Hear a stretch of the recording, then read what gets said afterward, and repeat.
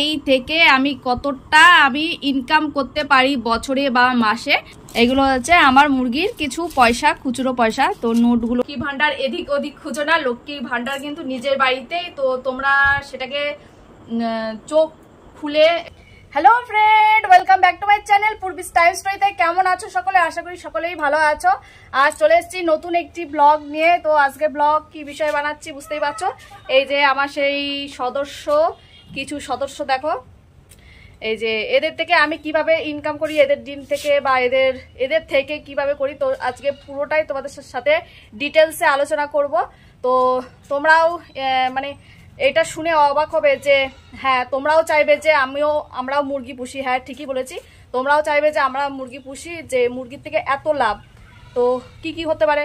মুরগির ডিম, মুরগির বাচ্চা হয়, তারপরে হচ্ছে মাংস খাওয়ার জন্য কাজে লাগে, তারপরে মুরগি বিক্রি করলে ডিম, এগুলো তো রয়েছে। এই খাবার বাড়িতে খাওয়ার জন্য, কাউকে বিক্রি করার জন্য।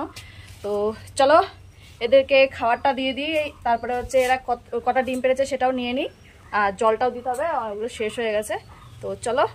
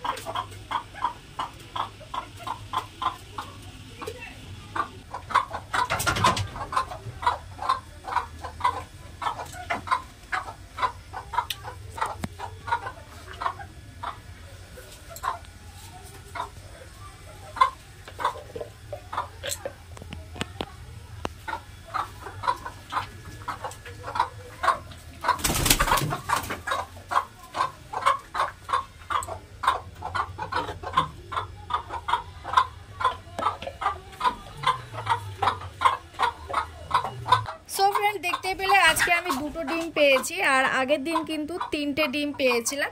তো মোট 5টা ডিম হলো। আর এদেরকে এখন জলটাও দিয়ে দেবো। আর এদেরকে কিন্তু প্রতিদিন খাবার দিতে হয় এমনটা না, তুমি একদিন দিয়ে দুদিন চালাতে পারো, বা কোথাও বেড়াতে গেছো বেশি করে দিয়ে দিলে তো 2-5 দিনও অসুবিধা হয় না। তো এদেরকে কিন্তু এইভাবেও পোষা যায় খুব ভালোভাবে। আর আজকে একটু বেশি ভয় পাচ্ছে, যেহেতু আমার একটু ভাগনা সামনে এসছে, এজন্য একটু লাফালাফিটা বেশি করছে ওরা। আজকে ভাবছি ডিমের কারি বানাবো, কারণ যেহেতু আজকে ডিম বিষয়ে তোমাদের সাথে কথাবার্তা বলছি, তো আজকে রেসিপিটা এর থেকে কিছু ভালো হতে পারে না। তো আমার মেয়ে তো খুব ভালোবাসে, এইটা হলে আর কিচ্ছু লাগে না। তো ভাবছি আজকে ডিমের কারি রেসিপিটাই তোমাদের সাথে শেয়ার করব। তার সাথে এই যে ডিমের তো নানা রকম নোংরা থাকে, তো প্রথমে এটাকে কিন্তু ভালো করে জল দিয়ে ধুয়ে নিতে হবে। তারপরে একটু এই যে আমি বসিয়ে দিচ্ছি সিদ্ধ করার জন্য।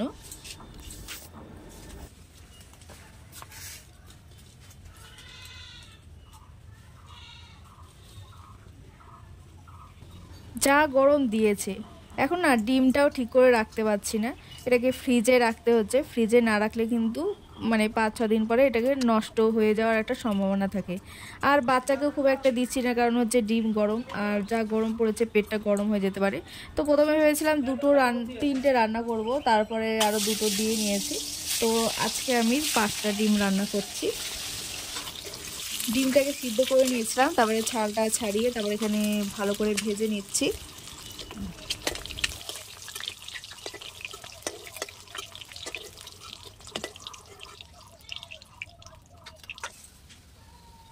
তো বন্ধুরা বুঝতেই পারছো যে ডিম কতটা পুষ্টিকর খাবার। আর হচ্ছে যে যদি হয় দেশি মুরগির ডিম তাহলে কেমন হয়, আর তার সাথে যদি হয় উনুনের রান্না তো লাজবাব। মানে দুটো মিলেমিশে বলে না জমে ক্ষীর, সে জমে ক্ষীর ব্যবস্থাটা হয়ে গেছে। তো দেখো উনুনে রান্না, তারপরে হচ্ছে দেশি মুরগির ডিম, মানে একাকার একটা স্বাদে।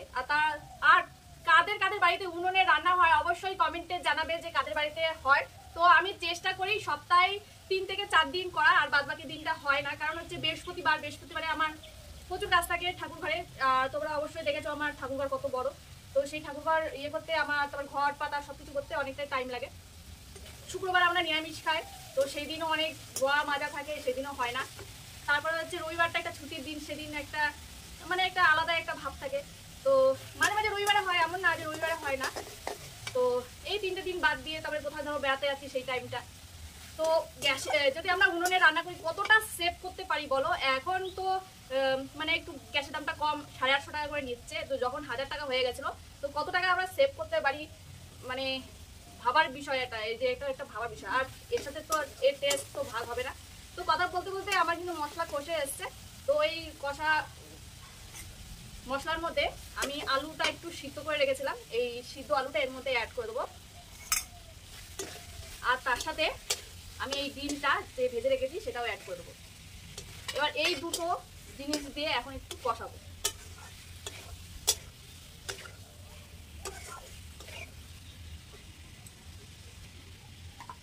এর মধ্যে এবার একটু নুন দিয়ে দেবো, ব্যাস। আর কি চাই, এই তো মানে জিভে জল আনার মতো। তো আমার মেয়ে তো প্রচুর ভালোবাসে ডিমের কারি খেতে। তো কাদের বাড়িতে তোমাদের বাচ্চা ডিমের কারি খেতে ভালোবাসে সেটাও কমেন্টে জানিও। এটা ভালো লাগে, তোমরা ভালো ভালো কমেন্ট করলে বেশ ভালো লাগে। তো সেই জন্যই জানা, আমার ব্যাপারে আমি তোমাদেরকে জানাচ্ছি, তোমাদের ব্যাপারে আমি জানতে পারছি না। তো সেই তাই তোমাদেরকে বলছি যে কমেন্টে জানাবে। তো আর একটু কষিয়ে হালকা একটু জল দিয়ে দেবো, ব্যাস হয়ে যাবে আমার ডিমের কারি।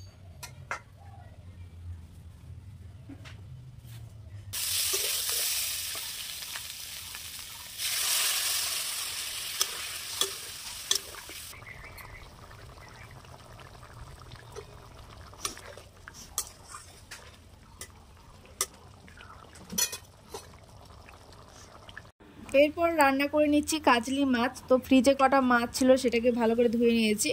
আর এটা খুব সিম্পল একটা রান্না করছি, এইটা কিন্তু খুব স্বাদের মাছ। তো এটা পেঁয়াজ টেয়াজ দিয়ে রান্না হয় না, আজকে কিন্তু একটু অন্য রকমের করছি। তো এখানে কালো জিরে সোমবার দিয়ে নিয়েছি, তারপরে হচ্ছে ধনে পাতা লঙ্কা পেস্ট করে নিয়েছি। আর আজকের মশলা এইটুকুই, আর হলুদ আর নুন এইটুকু দিয়ে আজকে রান্না হচ্ছে। জাস্ট অসাধারণ হয়েছিল, তোমরা কিন্তু ট্রাই করে দেখতে পারো এইভাবে। এই কাজলি মাছ কিন্তু খুব ভালো লাগে, এতে কিন্তু পেঁয়াজ রসুন পড়ে না। তো এইভাবে খুবই ভালো লাগে খেতে। এরপর দেখো কাণ্ড, ওরা যে ডিমটা পারে আর আমি যে ডিমটা রান্না করলাম সেইগুলোর যে চোকলা বা ছাল বলুন সেগুলো আমরা ফেলে দেবো না, এই মুরগিগুলোকে দেবো। আর ওরা কিন্তু খুব ভালো খায়, মানে কি বলবো আমাদের থেকেও বেশি ভালো খায়।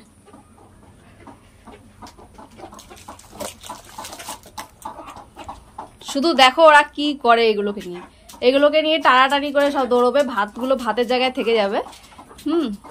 আমি রয়েছি বলে অতটা ইয়ে করছে না, তা আমি সরে গেলে কিন্তু সব যে যার মতো করে দৌড়বে।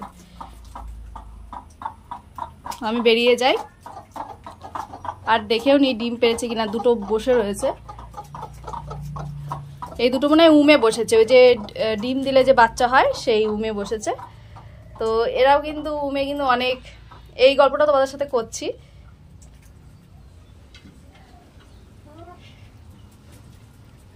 আর আমি কিন্তু এখানেই রান্না করি, ওদের আওয়াজ শুনি রান্না করি, বেশ ভালো লাগে। হ্যালো ফ্রেন্ড, চলে এসেছি খাতা কলমে একদম আমি তোমাদের সাথে ডিমের হিসাব দিতে। আজকে কোনো সবজি কোনো গ্যাস কোনো কিছু না, শুধু ডিমের হিসাব নিয়ে চলে এসেছি যে ডিম দিয়ে কিভাবে আমরা আমাদের বাড়ির সঞ্চয় করতে পারি, কতটা একটা সঞ্চয় হতে পারে সেই হিসাবে। দেখো যদি 10টা মুরগি হয়, আমার কিন্তু 10টা মুরগি, এর আগে আমার প্রায় 20-25টা মুরগি ছিল, সেই হিসাবে কিন্তু আমরা ডিম পাই। তো কিছু আস্তে আস্তে রোগে কিছুভাবে মরে টরে কিন্তু এখন 10টা আছে। দেখো 10টা, এখানে আমি 10টা মুরগির হিসাব নিয়ে বসেছি, এখানে কিন্তু 15টা মুরগির হিসাব নিয়ে বসেছি। এবার যদি কারোর 20টা মুরগি থাকে তার কিন্তু আরেকটা হিসাব হয়। তো আমি 10টা মুরগির হিসাব নিয়ে বসেছি। তো এই বর্ষাটা গেলে কিন্তু আমি আবারও মুরগি নিয়ে আসবো। হ্যাঁ, এর জন্য আমি তোমাদেরকে একটা মিনিমাম একটা হিসাব দিচ্ছি যে আমার 10টা মুরগি, সে কিন্তু প্রতিদিন 2 থেকে 3টে ডিম পারে। হ্যাঁ, 2 থেকে 3টে ডিম পারে, তাহলে কি হলো তারপরে দেখো এই যে দুটো থেকে তিনটে ডিম পারে, কখনো দুটো পারে কখনো তিনটে পারে, বেশিরভাগই তিনটে পারে। তো আমি তিনটে হিসাবটা নিয়ে বসছি। এবার 3 × 7 = 21 হয়, মানে এক সপ্তাহের আমি কিন্তু একটা হিসাব ধরছি। সেটাকে আমি কিন্তু 10 টাকা করে বিক্রি করি, মানে দেশি মুরগির ডিম কিন্তু 10 টাকা করে বিক্রি করা হয়, কোথাও 12 টাকা করেও কিন্তু জোড়া বিক্রি হয়। সেটা একটা হিসাব নিয়ে নিচ্ছি। তো কত টাকা হয় সেটা নিয়ে নিয়েছি। আর মাসে কত টাকা হয় দেখো, এটা কিন্তু মাসের হিসাব। সরি বন্ধুরা, যেটা বলছিলাম যে 12 টাকা জোড়া না, মানে 24 টাকা জোড়া, মানে দুটো ডিম 24 টাকা জোড়া, মানে একটা ডিম 12 টাকা, সেটাই বলতে চেয়েছি। তো এটা হচ্ছে একটা মাসের হিসাব।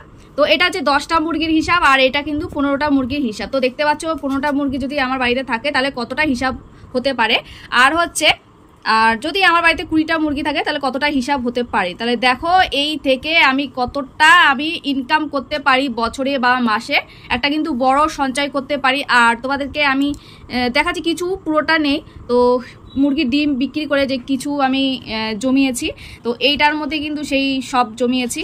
তো পুরোটা কিন্তু এখানে নেই, কিছু রয়েছে। তো তোমাদেরকে এটা আমি খুলে দেখাচ্ছি।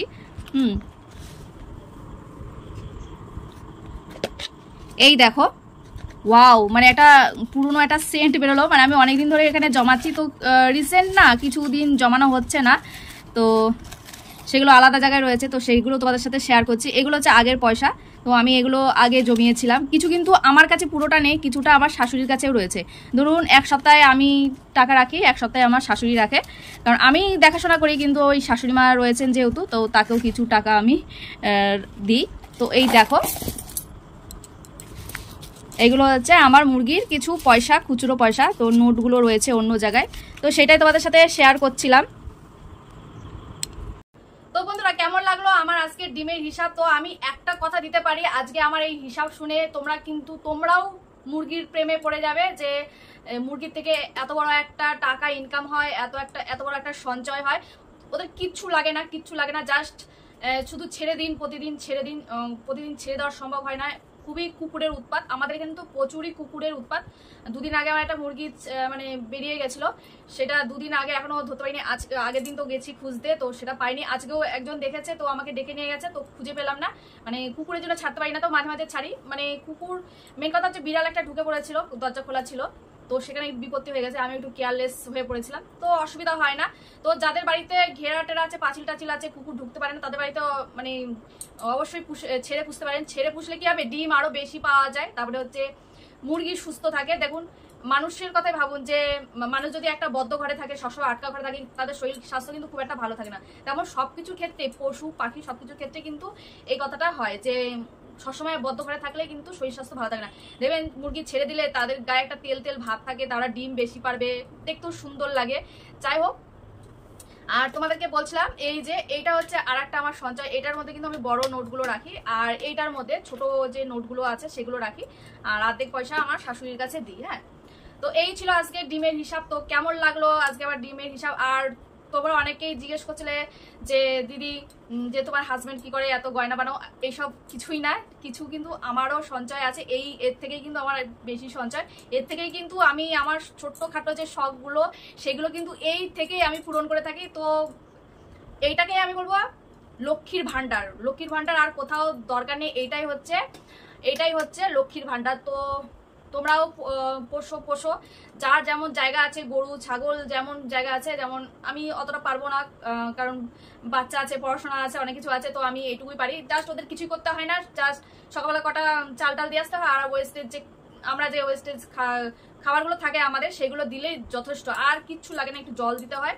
তো আর একটা কথা বলবো, যে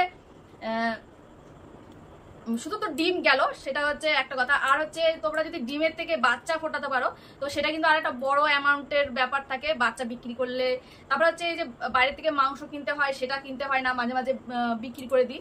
তো এতে কিন্তু অনেক লাভ হয়। তো বলবো যে লক্ষ্মী ভান্ডার এদিক ওদিক খুঁজো না, লক্ষ্মী ভান্ডার কিন্তু নিজের বাড়িতেই। তো তোমরা সেটাকে চোখ খুলে এটা দেখো, তাহলেই কিন্তু তোমরা পেয়ে যাবে। তো আবারও বলবো, ডিম হচ্ছে আমার মানে আমার না, প্রত্যেকটা গৃহবধূরা যারা আছেন তারা যদি এগুলো করে থাকেন তাহলে কিন্তু বড় একটা অ্যামাউন্ট হয়ে বাড়িতে আসবে, সেটা আপনি চোখের উপরে দেখতে পাবেন। অনেকে আছে যে করে কিন্তু চোখে দেখতে পায় না, কিন্তু অবশ্যই বলবো এটা চোখে দেখতে পাবে। তো আমারও খুব ভালো লাগে, আমার বাচ্চারও খুব ভালো লাগে, সে খেলা করে তাদের সাথে, কিছুটা টাইম আমিও তাদের সাথে স্পেন্ড করি। তো আজকে ওখানে মুরগি মানে একটু লাফালাফি করছিল, কারণটা হচ্ছে ওই আমার ভাগনা ছিল, সে গেছে, তো ওকে তো চেনে না, তাও অচেনা মানুষ দেখলে কিন্তু ওরা একটু এরকম করে, তো ওকে দেখে একটু ওরকম ছাপাছাপি করছিল। বাট কিছু মুরগি আছে খুবই ভালো, হাত থেকে খায়, তোমরা এর আগে হয়তো ভিডিও দেখেছো যে হাতের থেকে রীতিমতো খাচ্ছে। তো এখানে আমার ব্লগটি শেষ করছি। তো কেমন লাগলো আজকে আমার ডিমের হিসাব অবশ্যই কমেন্টে জানাবে, আর ভালো লাগলে তোমরাও শুরু করে দাও। ছোটখাটো 4টে 5টা দিয়ে শুরু করো, দেখো ওই থেকে আস্তে আস্তে আস্তে। আর মুরগি রাখার জন্য কিন্তু বড় একটা লাগবে এমন কোনো ব্যাপার না, মানে ঘর। আমার জাস্ট একবার গোল্ডেন মুরগি পুষেছিলাম, সেই টাইমে বড় ঘর করা হয়েছিল। তো তাহলে আমি বলবো যে ওখান থেকে আমি লস করেছি, লাভ কিছু করতে পারিনি। লাস্টে এমন খাওয়া শুরু করেছিল মুরগিগুলো, মানে লাস্টে বিক্রি করতে বাধ্য হয়েছিলাম।